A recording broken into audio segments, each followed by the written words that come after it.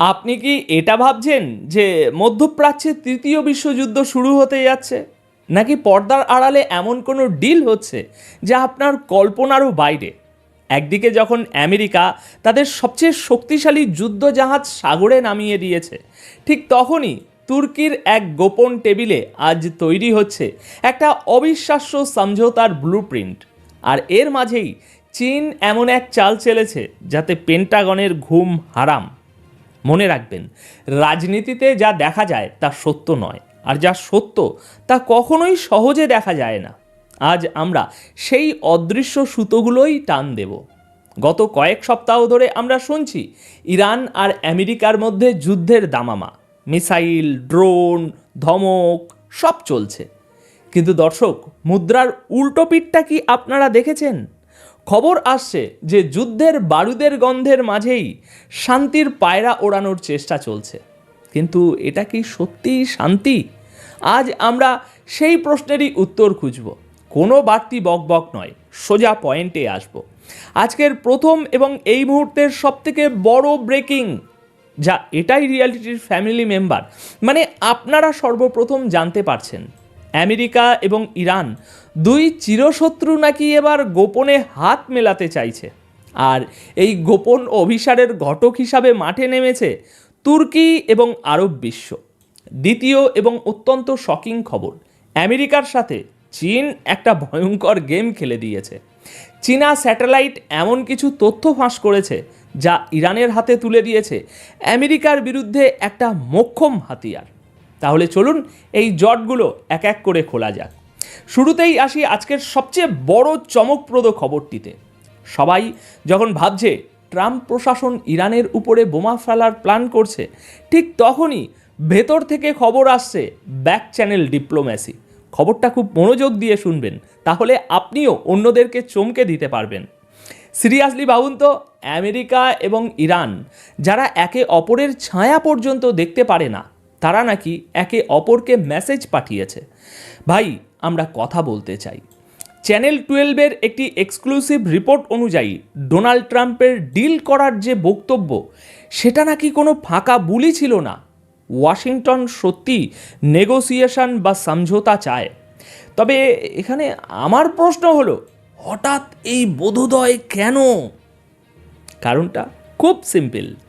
America খুব ভালো করেই জানে এই মুহূর্তে যদি ইরানের সাথে একটা সর্বাত্মক যুদ্ধ লাগে, তবে সেটা শুধু দুই দেশের মধ্যে সীমাবদ্ধ থাকবে না, পুরো মধ্যপ্রাচ্য জ্বলে যাবে, তেলের দাম আকাশে উঠবে এবং আমেরিকার অর্থনীতিতে বড়সড় ধাক্কা আসবে। আর এখানেই এন্ট্রি নিচ্ছে আমাদের মধ্যস্থতাকারীরা, তুরস্ক, মিশর এবং কাতার। খবর পাওয়া যাচ্ছে এই সপ্তাহেই তুরস্কের রাজধানী আঙ্কারাতে একটি high profile secret meeting set করার জোর চেষ্টা চলছে। মানে একদিকে হোয়াইট হাউসের স্পেশাল এনভয় উইটকপ থাকবেন, আর অন্যদিকে ইরানের শীর্ষ কর্মকর্তারা থাকবেন।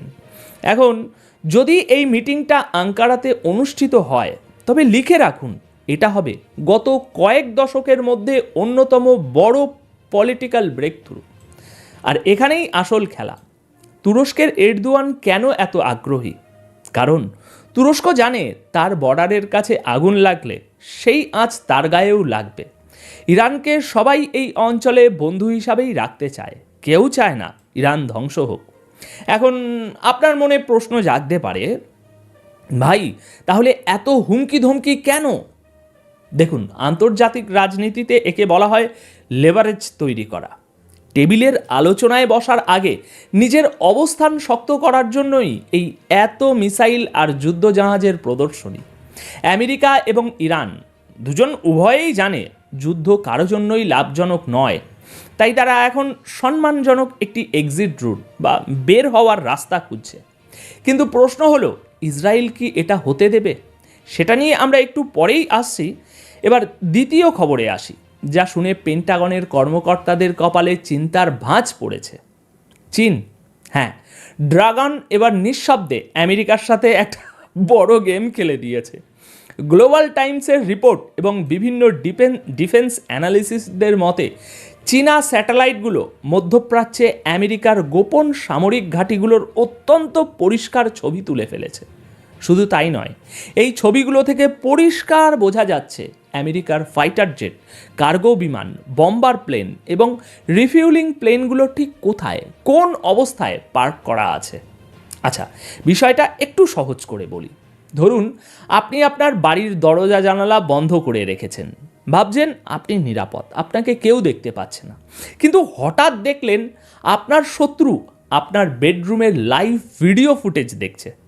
আমেরিকার অবস্থা এখন ঠিক তাই। তাদের তথাকথিত গোপন এয়ার অ্যাসেটগুলো, বিশ্রামের জায়গাগুলো এখন ওপেন সিক্রেট। এখন আমি কেন বলছি এটা ইরানের জন্য গেম চেঞ্জার? কারণ ইরানের কাছে হয়তো আমেরিকার মতো অত দামি ফাইটার জেট নেই, কিন্তু তাদের কাছে আছে সস্তা এবং ভয়ানক সব আত্মঘাতী ড্রোন। রাশিয়া ইউক্রেন যুদ্ধে আমরা দেখেছি সামান্য একটা ছোট্ট ড্রোন দিয়ে কিভাবে কোটি কোটি ডলারের যুদ্ধবিমান ধ্বংস করা যায়। এখন ইরানের কাছে যদি আমেরিকার বিমানের জিপিএস কোঅর্ডিনেট থাকে, তবে একটা ম্যাসিভ ড্রোন সোয়াম অ্যাটাক, মানে একসাথে ঝাঁকে ঝাঁকে ড্রোন হামলা করে আমেরিকার বিমানগুলোতে মাটিতে থাকা অবস্থাতেই ছাই বানিয়ে দিতে পারে। আমেরিকা আকাশে ওড়ার সুযোগই পাবে না। আমেরিকা গত কয়েক সপ্তাহে ইরানের আশেপাশে তাদের মুভমেন্ট বাড়িয়েছে, এটা সত্য, কিন্তু চীন এই তথ্যগুলো লিক করে দিয়ে আমেরিকাকে বুঝিয়ে দিল, তোমাদের প্রতিটি পদক্ষেপ আমাদের নজরে আছে। দর্শক, এটা শুধু তথ্য ফাঁস নয়, এটা একটা মনস্তাত্ত্বিক যুদ্ধ। ইরান এখন জানে আমেরিকার দুর্বল জায়গাটা কোথায়। এবার আসি ইসরায়েলের কথায়। তারা হঠাৎ করেই খুব নার্ভাস। আইডিএফের সাবেক মিলিটারি ইন্টেলিজেন্স চিফ আমোস ইয়ার্ডলিন একটা ভয়ঙ্কর সতর্কবাণী দিয়েছেন। তিনি বলছেন, পশ্চিমা লজিক দিয়ে ইরানকে বিচার করবেন না। তার যুক্তি হলো, আমরা বা ওয়েস্টার্ন ওয়ার্ল্ড যেভাবে লাভ ক্ষতির হিসাব করে যুদ্ধের সিদ্ধান্ত নিই, ইরান নাকি সেভাবে ভাবে না। তাদের চালিকা শক্তি হলো ধর্মীয় আবেগ। ইয়ার্ডলিন সাহেব বলছেন, ইরান গত জুন মাসের ঘটনার প্রতিশোধ নিতে মরিয়া, তাই তারা কোনো উস্কানি ছাড়াই, অর্থাৎ উইদাউট প্রভোকেশন, ইসরায়েলের উপর হঠাৎ মিসাইল বৃষ্টি শুরু করতে পারে, যাকে বলা হয় প্রিএমপ্টিভ স্ট্রাইক। এখন একটু থামুন, সিরিয়াসলি বলুন তো, এটা কি আসলেই ইরানের প্ল্যান, নাকি ইসরায়েল আগেভাগে হামলা করার জন্য একটা গ্রাউন্ড, একটা অজুহাত তৈরি করছে? ইতিহাস বলে, যখনই কোনো দেশ আগে হামলা করতে চায়, তারা আগে থেকেই প্রচার শুরু করে, পরিবেশ তৈরি করে যে শত্রু আমাদের মারতে আসছে, তাই আমরা আত্মরক্ষার্থে আগে মারলাম। ইয়ার্ডলিনের এই বক্তব্য কি সেই ন্যারেটিভ তৈরির চেষ্টা? কারণ ইরান এ পর্যন্ত যা করেছে তা অত্যন্ত মেপে মেপে। তারা আবেগের বশে বড় কোনো ভুল করেনি। তারা জানে আগে হামলা করলে আমেরিকা সরাসরি যুদ্ধে জড়িয়ে যাবে, যা ইরান চায় না। কিন্তু ইসরায়েল চাইছে আমেরিকাকে এই যুদ্ধে যেভাবে হোক টেনে আনতে। তাই এই ইরান পাগলা হয়ে গেছে থিওরিটা প্রচার করা ইসরায়েলের জন্য অত্যন্ত সুবিধাজনক। আইডিএফকে সর্বোচ্চ সতর্ক থাকতে বলা হচ্ছে যে কোনো মুহূর্তে সাইরেন বেজে উঠতে পারে। কিন্তু আমার মনে হয় এই ভীতি প্রদর্শনের পিছনে যতটা না বাস্তবিক হুমকি আছে, তার চেয়ে বেশি আছে পলিটিক্যাল এজেন্ডা। একদিকে তুরস্কের আঙ্কারাতে শান্তির টেবিল সাজানো হচ্ছে, আর অন্যদিকে সাগরে আমেরিকা তাদের পেশি শক্তি আরও বাড়াচ্ছে। খবর নিশ্চিত করা হয়েছে যে মার্কিন destroyer USS Delbert D black ইসরায়েলের ইলাত বন্দর ছেড়ে এখন সোজা রেড সিতে ঢুকে পড়েছে। এবং এটা একা নয়, এটা গিয়ে যোগ দেবে আরব সাগরে অবস্থানরত বিশাল বিমানবাহী রণতরী USS Abraham Lincoln carrier strike গ্রুপের সাথে। এটা মার্কিন ফিফথ ফ্লিট বা পঞ্চম নৌবহরের অংশ। এখন তাহলে এর মানে কি? দেখুন, এটাকে বলা হয় গানবোট ডিপ্লোম্যাসি, অর্থাৎ এক হাতে শান্তির বার্তা আর অন্য হাতে লোডেড বন্দুক। আমেরিকা ইরানকে সিগন্যাল দিচ্ছে, আমরা কথা বলতে রাজি, কিন্তু যদি আলোচনা ব্যর্থ হয় তবে আমাদের নেভি সম্পূর্ণ প্রস্তুত। লোহিত সাগর এবং হরমুজ প্রণালী, এই দুটি জায়গা হলো বিশ্বের তেলের লাইফ লাইন। আমেরিকা সেখানে তাদের উপস্থিতি বাড়িয়ে ইরানকে চাপে রাখতে চাইছে। তার মানে আমেরিকা মোটামুটি সব অপশান খোলা রাখছে। ডিপ্লোম্যাসি এবং ডিপ্লয়মেন্ট দুটো সমান্তরাল লাইনে চলছে। তাহলে দর্শক, এখন পুরো ছবিটা কি দাঁড়ালো আসুন এক নজরে দেখি। আমেরিকা এবং ইরান উভয়েই জানে যে তারা একটি খাদের কিনারায় দাঁড়িয়ে আছে। ট্রাম্প প্রশাসন চাইছে না শুরুতেই একটা বড় যুদ্ধ দিয়ে তাদের মেয়াদ শুরু হোক, তাই তারা তুরস্ক এবং কাতারকে ব্যবহার করে একটা গোপন ডিল করতে চাইছে। এটা ভালো খবর। কিন্তু খারাপ খবর হলো এই বিশ্বাসের জায়গাটা খুব নড়বড়ে।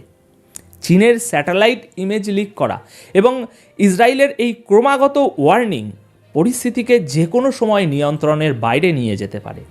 কোনো এক পক্ষ যদি নার্ভাস হয়ে আগে ট্রিগার চেপে দেয়, তবে আঙ্কারার ওই শান্তি আলোচনা মুহূর্তেই ধুলোয় মিশে যাবে। আমেরিকা সাগরে তাদের শক্তি বাড়াচ্ছে যাতে আলোচনার টেবিলে তারা সুবিধাজনক অবস্থানে থাকে, আর ইরান চীনের সহায়তায় বুঝিয়ে দিচ্ছে যে তারাও আর আগের মতো অবন্ধ নেই। তাদের চোখ এখন আমেরিকার ঘাঁটির ভেতরে। এটা একটা বিশাল তাই পোকার গেম। এখানে সবাই ব্লফ করছে, আবার সবার হাতেই কিছু না কিছু একটা কার্ড আছে, আর আমরা সাধারণ মানুষেরা শুধু দর্শক হয়ে এইসব দেখে যাচ্ছি।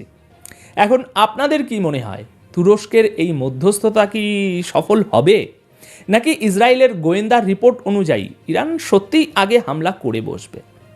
আমেরিকা কি সত্যিই শান্তি চায়, নাকি সময় কিনছে তারা? আপনার মতামত কমেন্টে অবশ্যই জানান। আর হ্যাঁ, আপনি যদি জিওপলিটিক্সের এই গভীর বিশ্লেষণগুলো পছন্দ করেন, তবে অবশ্যই একটি লাইক দিন এবং শেয়ার করুন আপনার বন্ধুদের সাথে।